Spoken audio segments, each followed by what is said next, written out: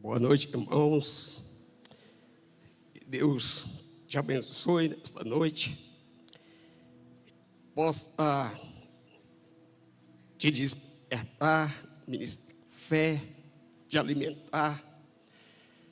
E você saia hoje daqui mais crente, mais alegre com Jesus, mais fiel. A palavra que Deus colocou no meu coração, queria dizer aos irmãos que primeiro, essa palavra é para mim, porque Deus falou comigo. Então toda palavra que Deus ministra ao meu coração, eu creio que essa palavra é para mim e ela me abençoa. Ela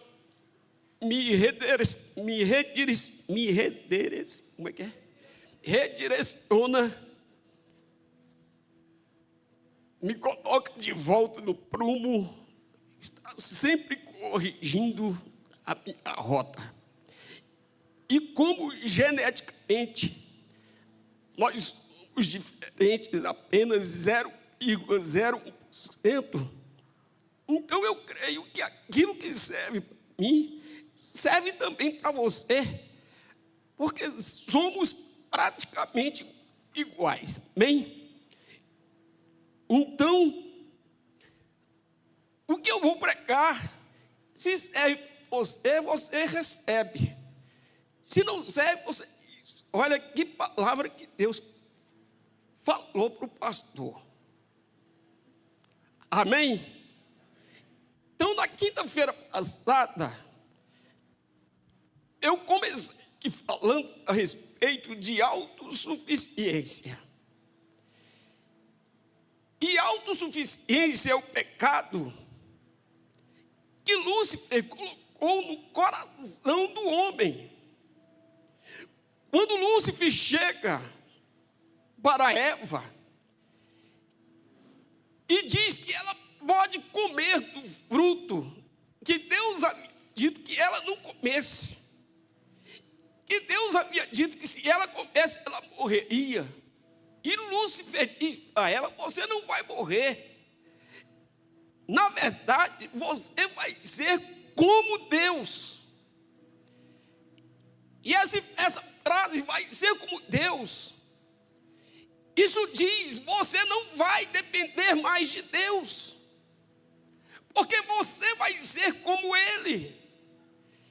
E, infelizmente, essa tendência de autossuficiência despertou o desejo em Eva de desobedecer a Deus e de obedecer ao diabo.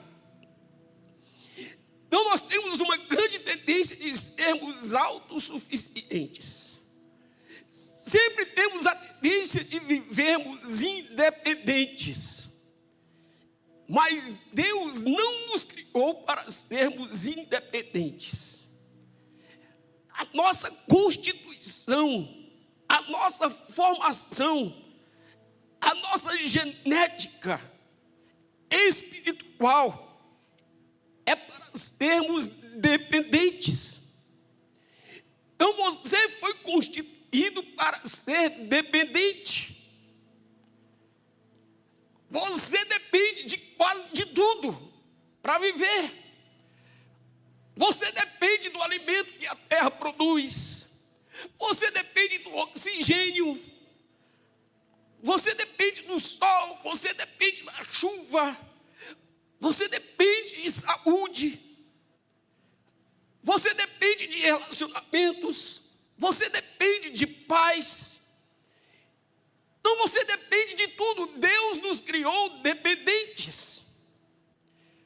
Jesus, uma certa vez, ensinando os seus discípulos, ele disse: sem mim nada podeis fazer. Por quê? Jesus estava dizendo: vocês dependem de mim. Foram criados para serem dependentes. Então Jesus não estava aqui humilhando os discípulos, diminuindo os discípulos. Ele estava simplesmente falando verdade da nossa constituição, como Deus nos fez. A nossa genética é para dependermos. Então nós dependemos do perdão, dependemos da igreja, nós dependemos de ser amados, dependemos de comunhão, nós dependemos do trabalho e ao mesmo tempo dependemos do descanso.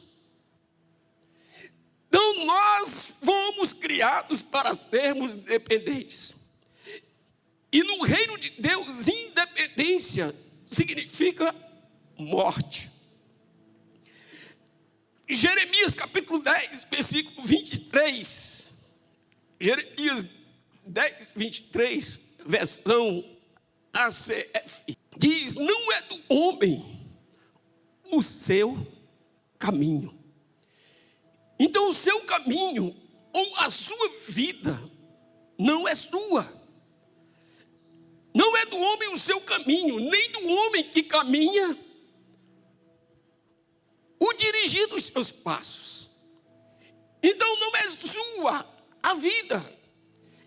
E aquele que vive não define os seus passos, o seu futuro, o seu destino.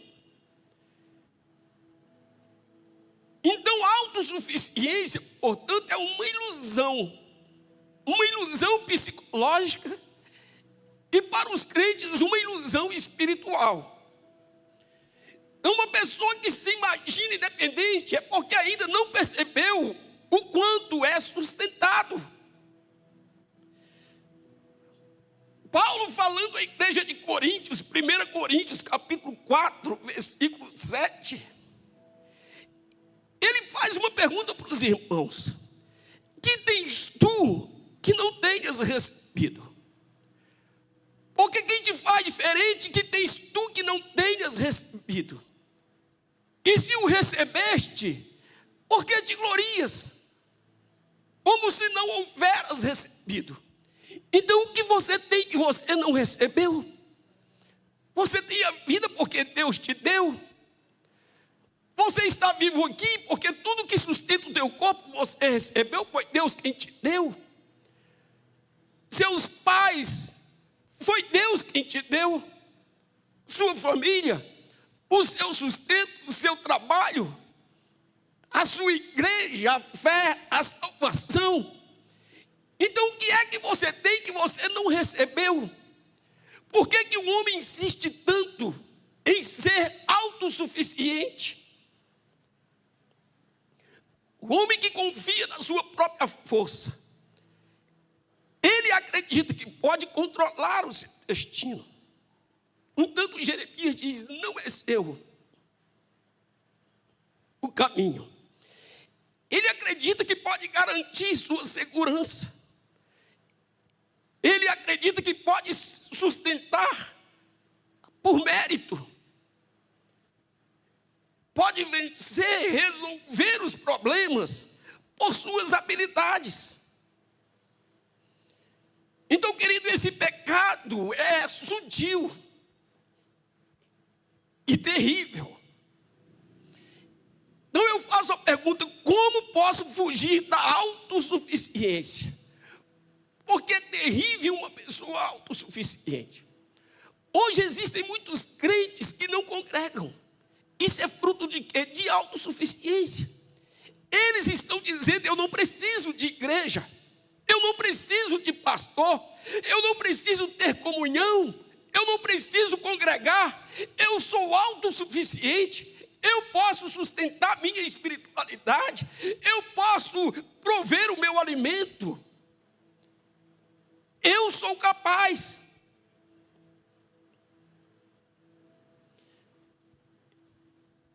Então, irmãos, a autossuficiência nasce quando nós, como crentes, oramos menos e planejamos mais. E às vezes, quando você só planeja, você pensa que o seu planejamento é a garantia de tudo dar certo. Buscamos resultados e não a presença de Deus. O conselho de Deus, a direção de Deus nos deu. Quando somos autossuficientes, nós medimos fé por resultado, por performance, não por dependência, não por obediência. Então a dependência de Deus é o caminho da graça. A graça foi te dada, você recebeu. Ela não sai de você, ela sai do autor da vida, do Filho de Deus.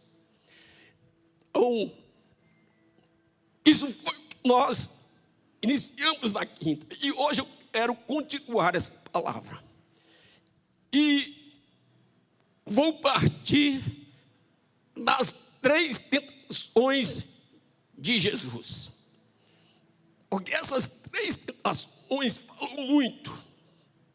Primeiro comigo, e talvez fale com você.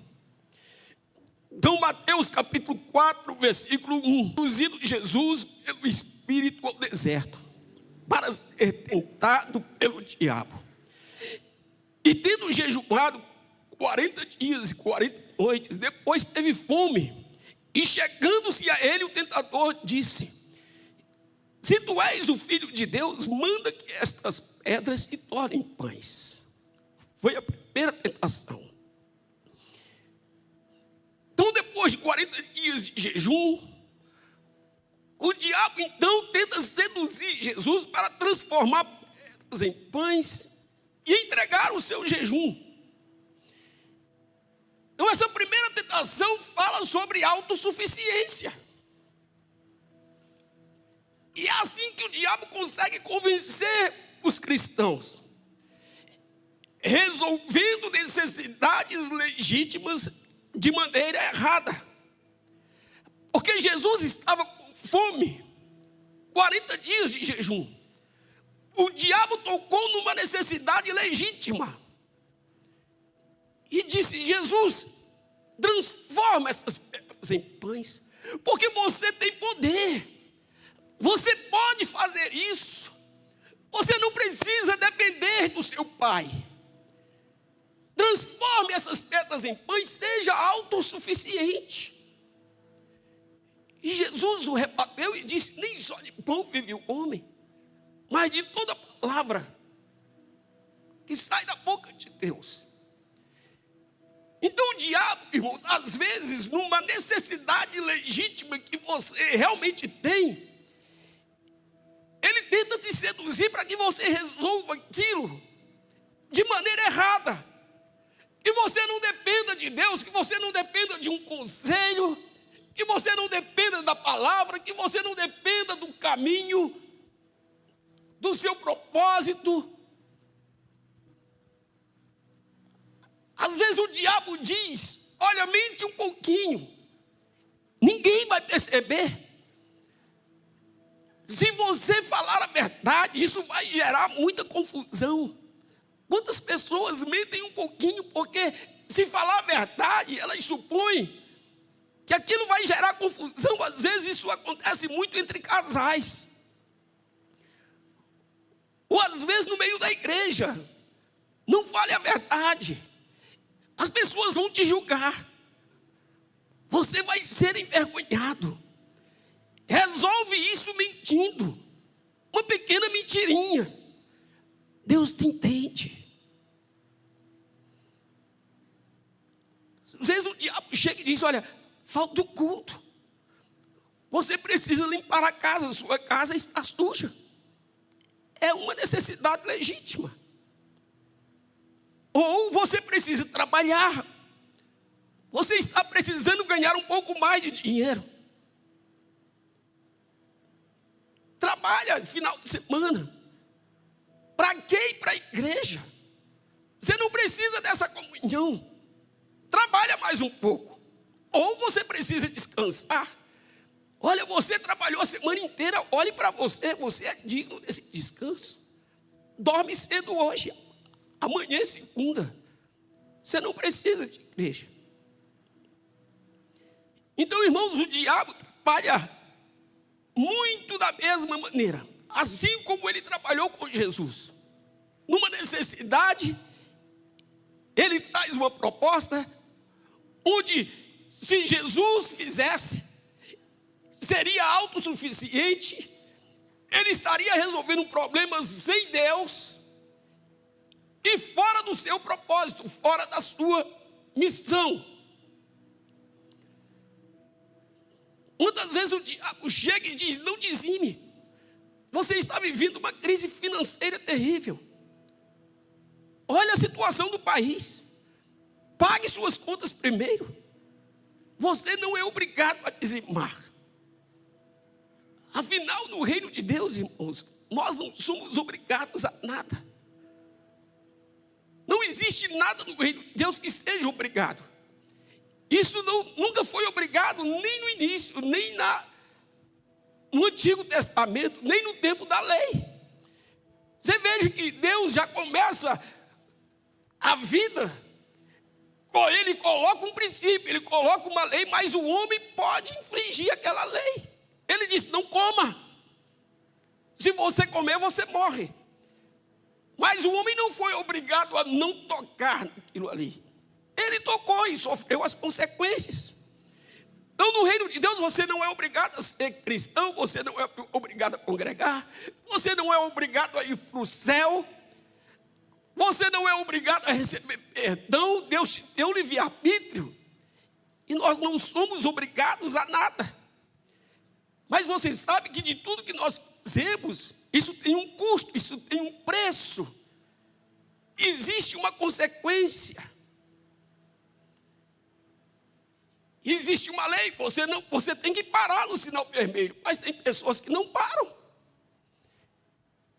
Então a lei não necessariamente te obriga, mas existe uma consequência. Então, quando faltar pão na sua mesa, não duvide do cuidado de Deus, se precipitando e sendo autossuficiente. A fidelidade no deserto é o que te prepara para a vida fora dele.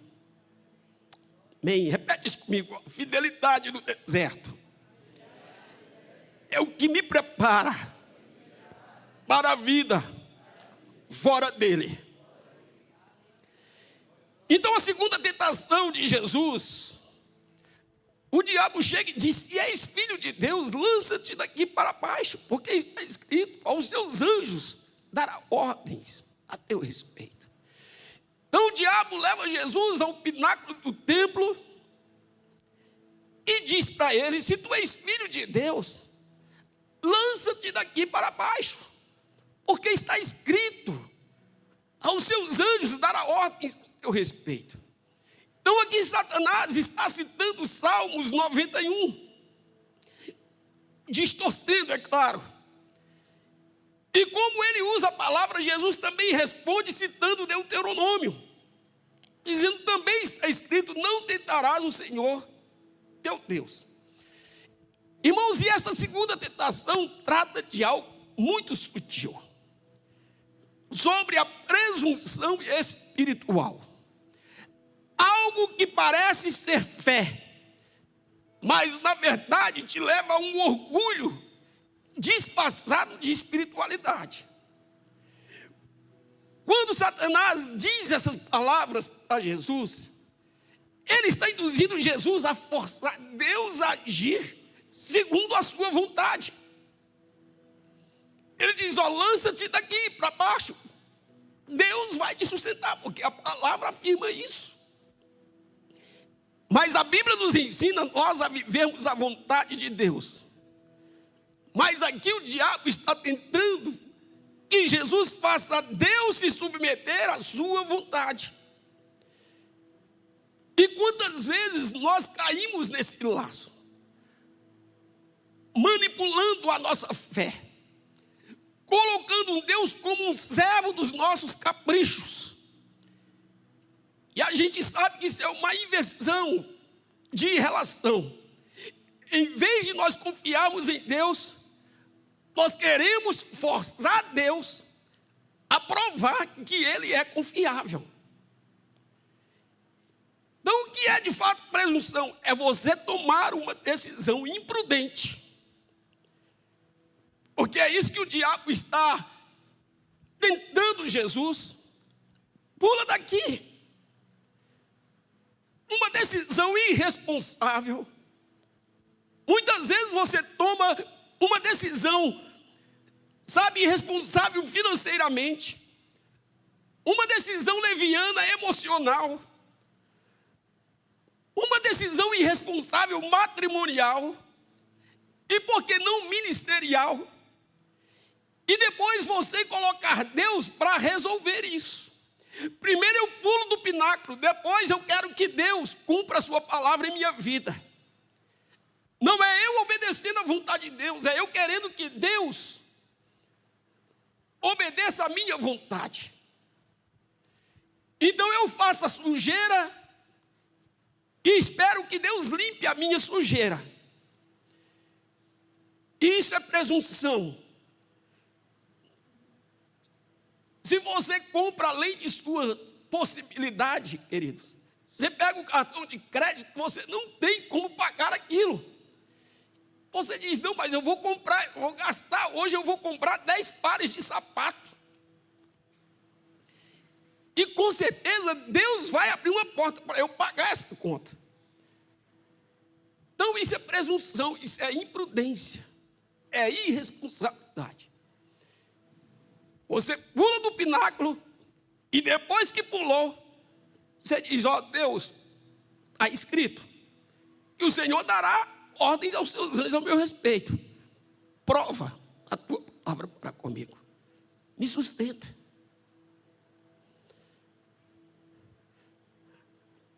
Presunção parece com fé, mas é muito diferente. A fé confia no caráter de Deus, confia nas promessas, mesmo sem sinais. Presunção exige sinais para continuar crendo. Você sabe, Gideão foi presunçoso. Quando Deus falou com ele, ele pediu muitos sinais. Ele não tinha fé. Então ele põe uma esponja e diz, olha, se essa esponja amanhecer molhada, ensopada no sereno, então Deus está falando de fato comigo. No outro dia ele diz, agora eu vou fazer o contrário. Vou colocar a esponja aqui, a espuma aqui, e se ela amanhecer seca, então esse é o sinal de Deus, que ele realmente está falando. Então o crente presunçoso está sempre pedindo um sinal, querendo que Deus prove alguma coisa para você. Quem tem fé, querido, se submete à vontade de Deus. O presunçoso quer que Deus se submeta à sua vontade. Quem tem fé anda pela palavra. O presunçoso usa a palavra para justificar os seus impulsos. Você já viu quantos pastores existem que estão em pecados? Eu conheço um monte, aqui em Brasília tem bastante. Tem um muito famoso que já casou umas 10 vezes. E ele usa a palavra para justificar os seus impulsos sexuais. Muda a crença, mas não muda o hábito. Quem tem fé espera o tempo de Deus. Presunçoso quer resultados imediatos. Ele quer que Deus haja no tempo dele. Senhor, eu preciso hoje. Eu não posso esperar por amanhã. João Calvino escreveu dizendo, nada ofende mais a Deus do que tentá-lo, exigindo que ele demonstre o que já nos prometeu. Então, se Deus te prometeu, não tente o Senhor. Não queira que Deus prove alguma coisa para você.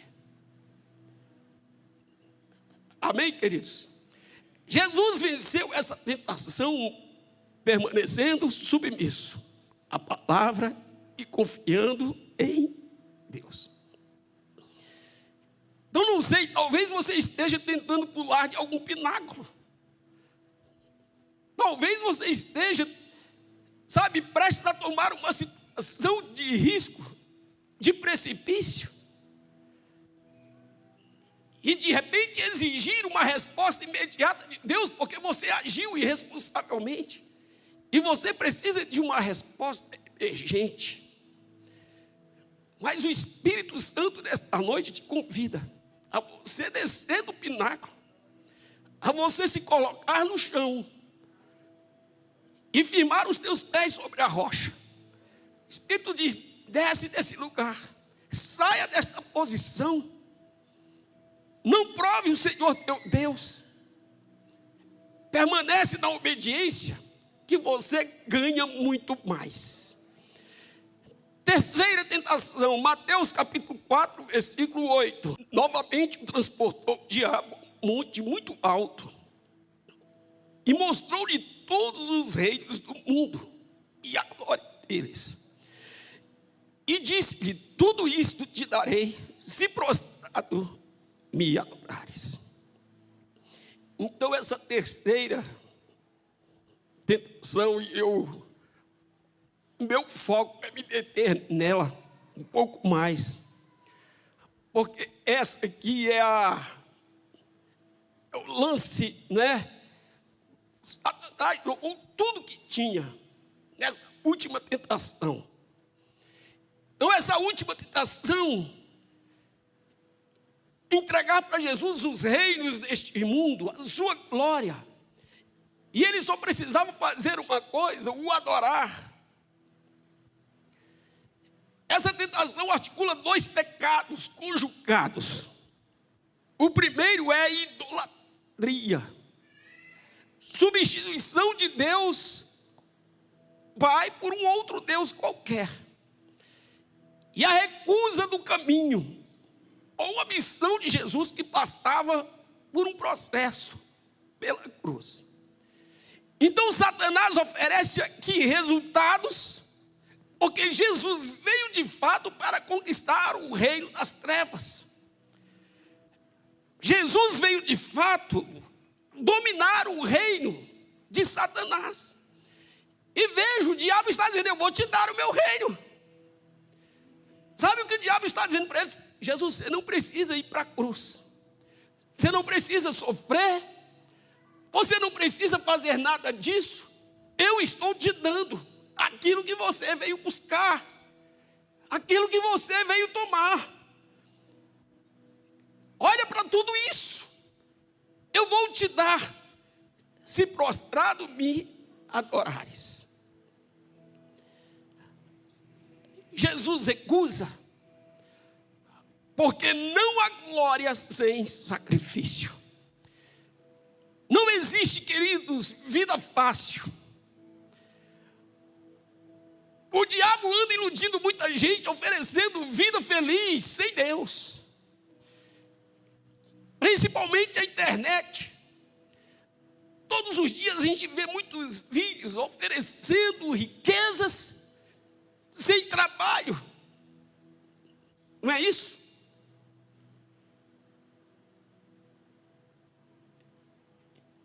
Então o diabo tem essa oferta de você alcançar o resultado sem passar por um processo, sem precisar sofrer, sem enfrentar a cruz.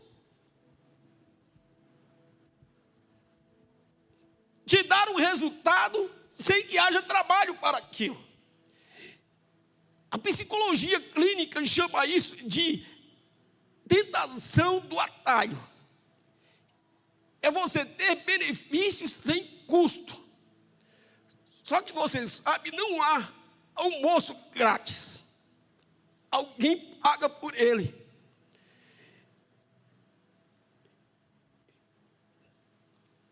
Por exemplo, deixa eu te falar. Uma pessoa viciada em drogas. Por que ela usa drogas? Porque ela tem um problema. E aquele problema, para resolver, exige dele ou dela renúncia, dor. Às vezes vai ter que enfrentar a vergonha, vai ter que resistir. Aquilo custa um preço, resolver o problema. O problema não é fácil, queridos, resolver. E muitas vezes cobra de você um preço muito alto.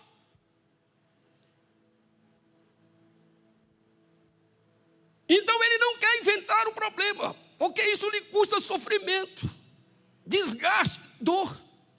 Então ele vai e usa a droga para ter a gratificação imediata do sentimento bom.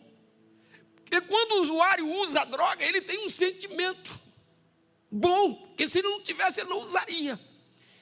Só que esse sentimento bom estaria no final da resolução do problema.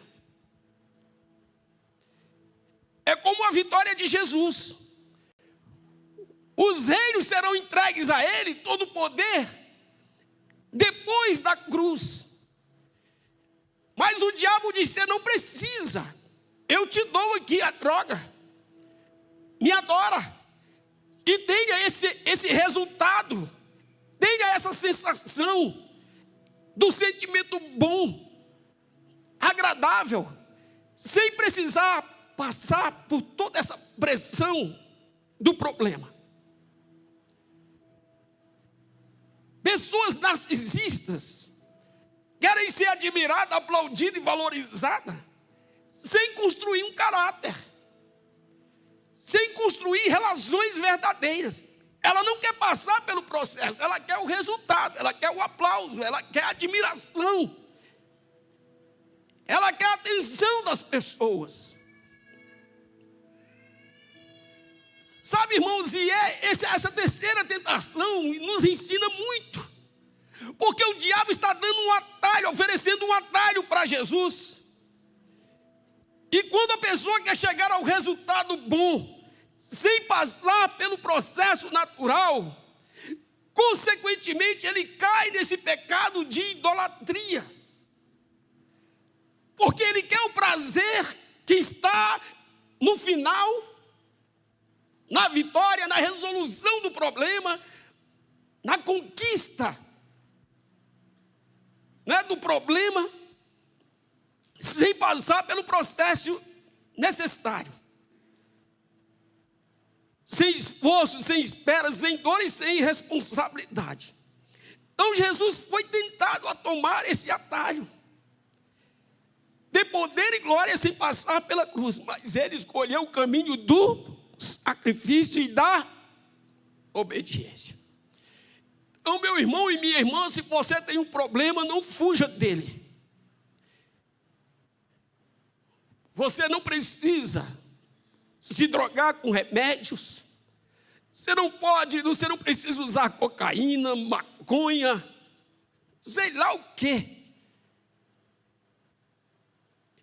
Antecipando o resultado que é a sensação boa, a paz na alma, sem resolver, sem encarar, sem enfrentar a cruz. João capítulo 4, versículo 23. E agora em que os verdadeiros adoradores adorarão o Pai em espírito e em verdade, porque o Pai procura tais que assim o adorem. Deus é espírito, e importa que os que o adorem em espírito e em verdade.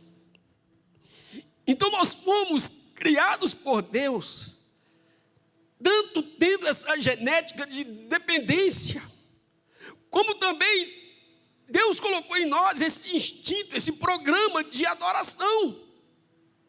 E o diabo sabia disso, por isso que ele vai onde está Jesus e diz: me adora. Porque em Jesus havia uma necessidade de adorar, como em você também existe uma necessidade de adorar. E Deus colocou esse instinto de adoração para que por meio dessa necessidade de adorar, pudéssemos ter um caminho para nos achegar a Ele. Então eu quero falar um pouco a respeito de adoração. Mas antes eu quero fazer a diferença entre louvor e adoração, para que você compreenda melhor o que é adoração. Salmos 150, versículo 1. Salmos 150, versículo 1 diz: louvai ao Senhor, louvai a Deus no seu santuário, louvai-o no firmamento do seu poder, louvai-o pelos seus atos poderosos, louvai-o conforme a excelência da sua grandeza, louvai-o com o som de trombeta, louvai-o com o saltério e a harpa, louvai-o com o tamborim e a dança, louvai-o com instrumentos de cordas e com órgãos, louvai-o com os símbolos sonoros, louvai-o com símbolos altissonantes. Tudo quanto tem fôlego, louve ao Senhor, louvai ao Senhor. Então o louvor é celebrar o que Deus fez ou o que Deus faz. Você louva a Deus então com seus lábios, com suas palmas, com danças, com gritos de júbilo, com instrumentos. Então você louva a Deus com gratidão. Gratidão pela chuva, pelo pão que não te falta, pela família. Gratidão pelo seu emprego, por uma cura, por ser igreja, por ser filho de Deus. Então o que é louvor? Louvor é o seu reconhecimento. É uma manifestação de honra pelos feitos de Deus. Vou dar um exemplo prático. Quantos reconhecem de fato que a palavra de Deus é lâmpada para os nossos pés e luz para o nosso caminho? Amém? Quantos reconhecem que a palavra de Deus é a nossa regra de conduta e fé? Você consegue louvar a Deus por isso? Então vamos aplaudir o Senhor, aplauda o Senhor. Isso é louvor. Então nós estamos louvando a Deus pela sua palavra. Então louvor reconhece os feitos do Senhor. E você louva com sons, com saltos, com palavras. Adoração não, irmãos. Bem diferente. Romanos capítulo 12, versículo 1. Paulo está dizendo aos romanos como adorar a Deus. Ele diz: rogo-vos, pois, irmãos, pela misericórdia de Deus, que apresenteis os vossos corpos como sacrifício vivo, santo e agradável a Deus, que é o vosso culto racional. Então apresentar a Deus o teu corpo como sacrifício vivo, queridos, santo e agradável a Deus, e isso é a nossa adoração. Então a adoração se volta para quem Deus é, para a pessoa de Deus, para a sua natureza de santidade. A adoração se volta para a majestade de Deus, para a sua glória. Então adorar é reverência, é submissão, é você se prostrar, fruto do seu reconhecimento do valor supremo de Deus, da revelação que você tem de Deus. Lá em Gênesis capítulo 22, versículo 5, como Paulo fala de sacrifício, vamos ver aqui essa passagem, onde Abraão diz: vou adorar a Deus. Não, Gênesis 22, 5. E disse Abraão aos seus moços: ficai-vos aqui com o jumento, e eu e o moço iremos até ali, e havendo adorado, tornaremos a vós. Então essa passagem faz referência à entrega de Isaac a Deus. Irmãos, a oração tem sacrifício. Abraão viveu a vida toda desejando um filho, porque ele tinha uma promessa. E com 100 anos de idade, Deus lhe dá esse filho, o cumprimento da promessa. Imagine o que esse menino era para Abraão. Imagine o amor que ele tinha por esse filho. Era o filho da sua velhice. E de repente Deus olha para Abraão e diz: Abraão, você não pode adorar esse menino. Você tem que me adorar. E você vai sacrificar Isaac. Você vai matar Isaac Você vai colocar ele sobre a lenha, vai tocar fogo e com cutelo você vai sacrificar este menino. Porque adoração tem sacrifício. Se o que você faz para Deus não te custa, não dói, não tem um preço alto, você não o adora.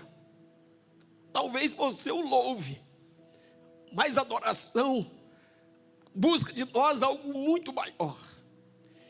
Então Abraão diz: eu vou adorar a Deus porque eu vou sacrificar o filho a quem eu amo.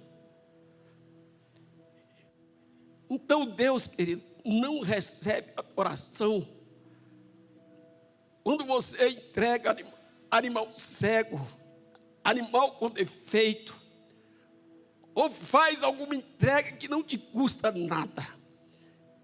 Adoração custa sacrifício. Por isso Paulo diz aos Romanos: você precisa apresentar a Deus o seu corpo como um sacrifício vivo. João capítulo 12, versículo 3. João 12, 3. Diz: então Maria, tomando um arado de unguento de nardo puro, de muito preço, ungiu os pés de Jesus e enxugou-lhe os pés com os seus cabelos, e encheu-se a casa do cheiro do unguento. Maria estava aqui adorando a Deus, e ela pegou algo caro, de muito valor, talvez fruto de suas economias de anos. E a coisa foi tão séria que quando Judas viu aquilo, disse: gente, não faça isso.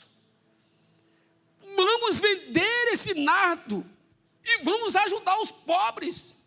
Esse nardo pode ajudar muitos pobres, porque era muito cara essa essência, sendo derramada nos pés de Jesus. Provavelmente os pés de Jesus estavam sujos, porque eles andavam na terra, na poeira, no meio das pedras. Talvez tivesse inclusive fezes de animais nas suas sandálias. E ela estava derramando algo de muito valor, de muito preço aos pés de Jesus. E João disse: gente, vamos vender isso. Não para com isso. Sabe por que Judas fala isso? Porque Judas não sabia o que era adorar. Porque adoração é o nosso culto racional. Culto racional, queridos, sabe o que quer dizer culto racional? Resultado da sua compreensão do Evangelho. Porque ninguém adora debaixo de um êxtase. Toda adoração ela é racional. Existe uma clareza porque eu estou adorando, uma compreensão, uma revelação. A adoração é o resultado da sua relação com Deus. Então Maria tinha um relacionamento com Jesus, ela tinha uma revelação de quem era a pessoa de Jesus. Por isso ela sacrificava financeiramente e se prostrava aos pés de Jesus. Quando Judas disse isso: vamos ajudar os pobres, Jesus: Judas, para. Os pobres vocês terão o resto da vida. O que ela faz? Ela prepara o meu corpo para a sepultura. Então ninguém adora se não reconhecer, se não tiver a revelação de quem é a pessoa de Jesus, a pessoa de Deus, a pessoa do Espírito Santo. Então, portanto, nós louvamos com os lábios, mas nós adoramos com a nossa vida. Louvor é expressão, mas a adoração exalta a pessoa de Deus. Louvor pode ser coletivo, mas a adoração, ela é pessoal, ela é íntima. A adoração não precisa de música, não precisa de gestos, não precisa de gritos, não precisa de palmas. É o seu prostrar, é o seu sacrifício, é sua rendição, o reconhecimento de quem Deus é, não do que Ele faz. Então, apesar de Deus ter colocado na sua genética o programa de adoração, Ele deu ao homem o livre-arbítrio para o adorar ou não. Então, quando o homem, irmãos, decide não adorar a Deus, o instinto de adoração não sai dele.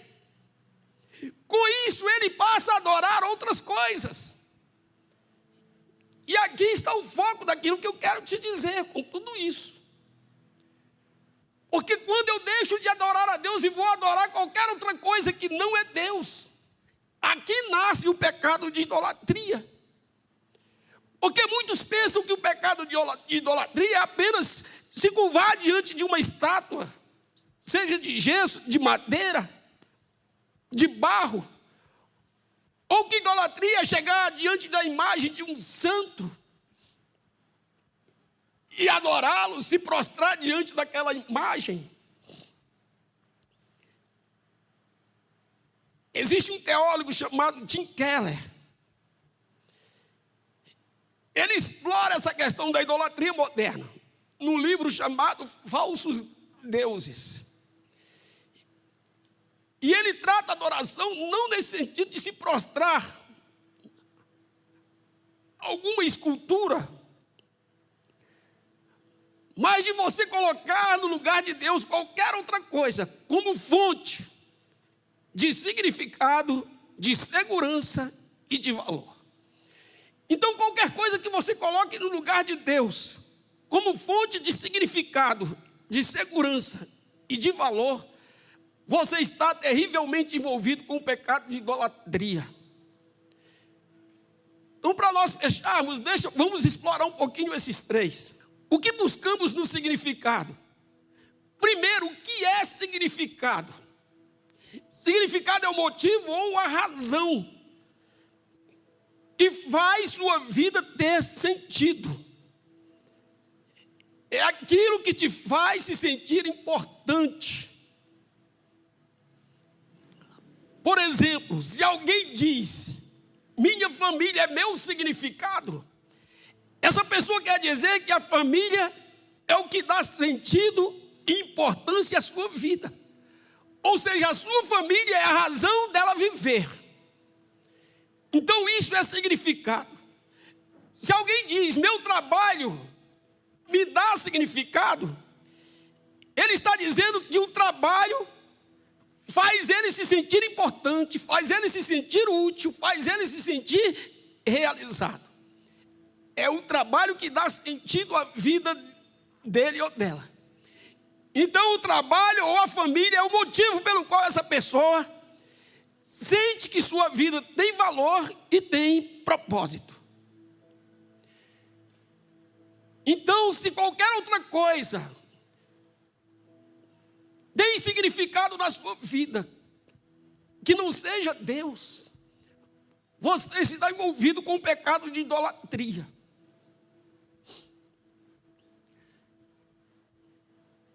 O que nós buscamos no significado?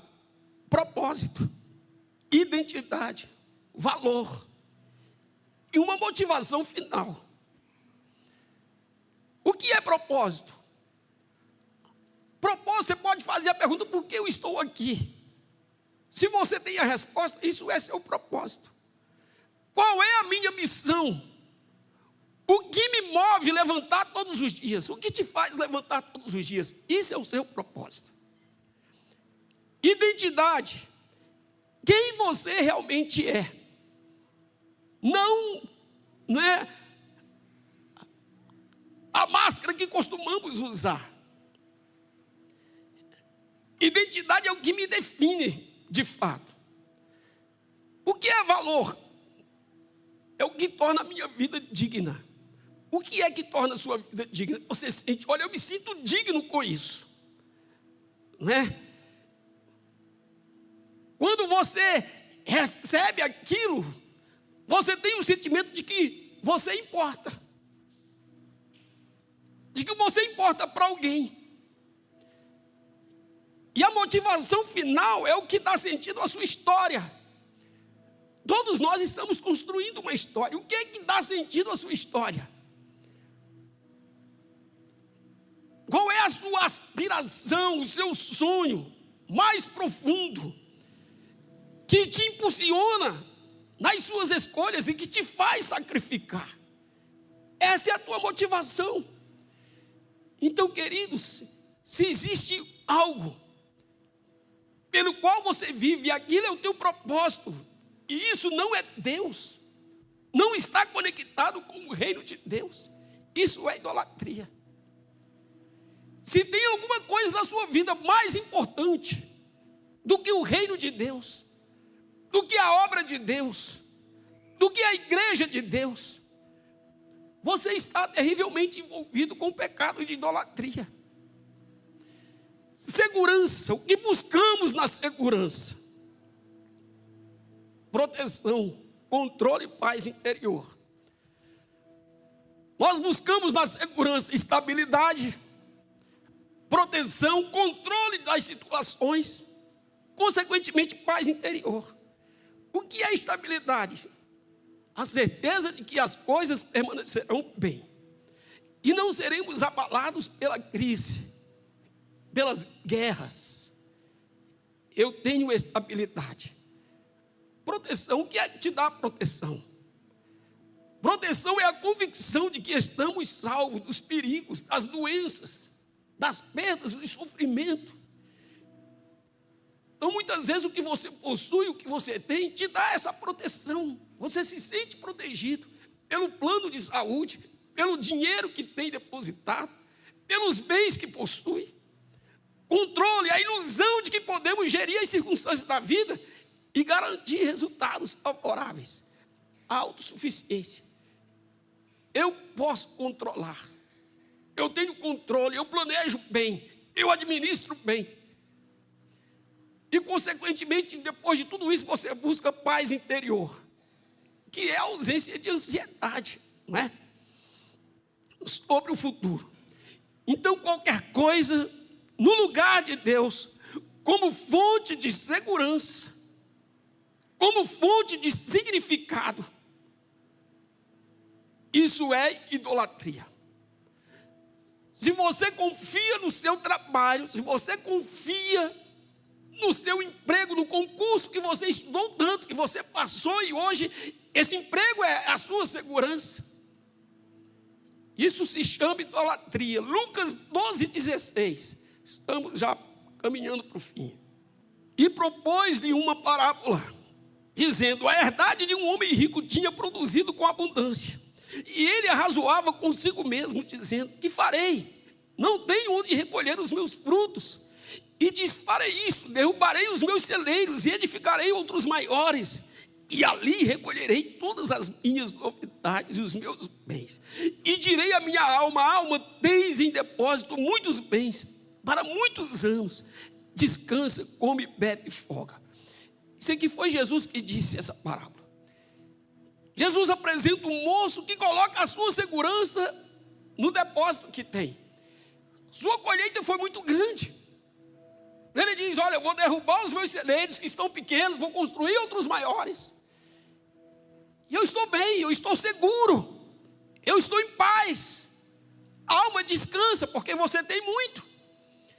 Esse homem é um idólatra. Jesus está mostrando como é um idólatra. A sua segurança não está em Deus. A sua segurança está no que ele possui, no que ele tem. Então, onde está a sua segurança, querido?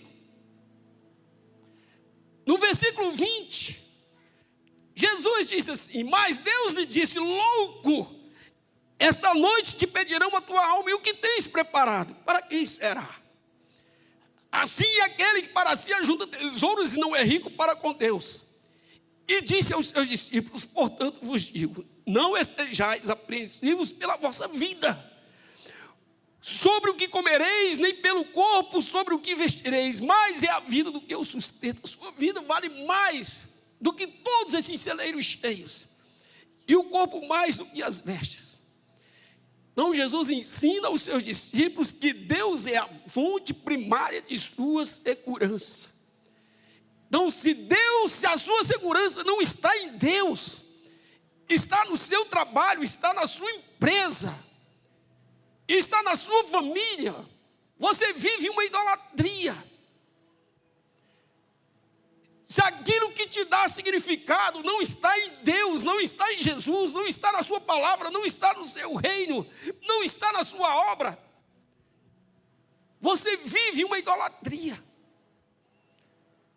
Na fé cristã, querido, Deus é o refúgio, a fortaleza e o abrigo seguro.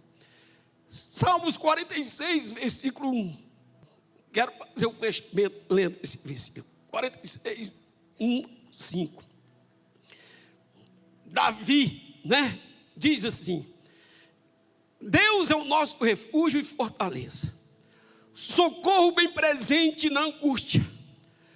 Portanto não temeremos, ainda que a terra se mude, e ainda que os montes se transportem para o meio dos mares, ainda que as águas rujam e se perturbem, ainda que os montes se abalem pela sua braveza.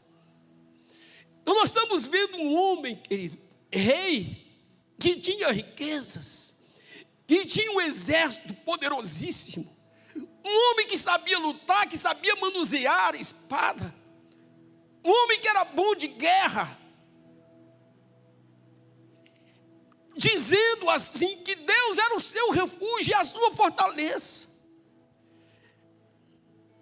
Deus era o seu socorro na sua angústia. Ele diz: ainda que o mundo esteja de cabeça para baixo, que os montes se abalem e as águas rujam, Deus continua sendo a minha fortaleza e a minha segurança. O versículo 4, ele diz: há um rio cujas correntes alegram a cidade de Deus, o santuário das moradas do Altíssimo. Deus está no meio dela, não se abalará. Deus a ajudará já ao romper da manhã. Queridos, esses salmos fala que provavelmente Davi estava cercado por algum exército, talvez os assírios,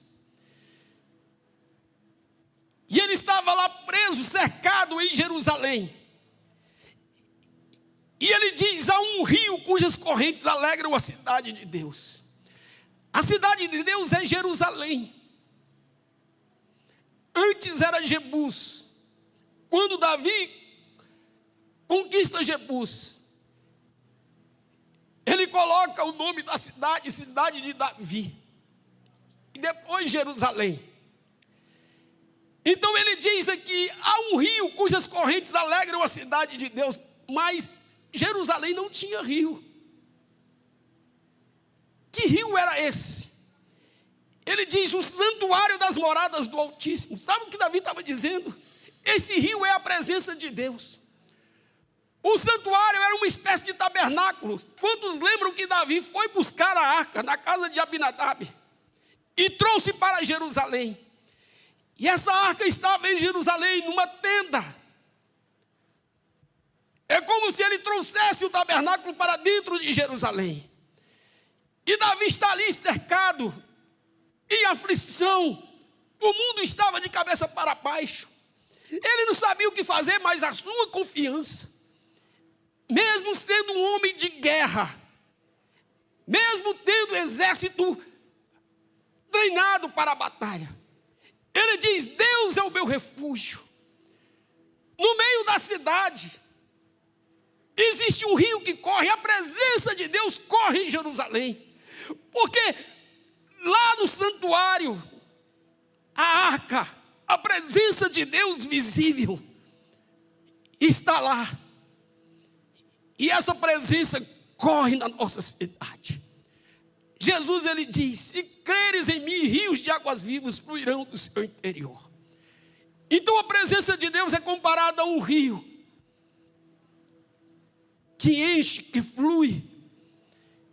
Então Davi está dizendo: há um rio cujas correntes alegram a cidade de Deus, o santuário das moradas do Altíssimo.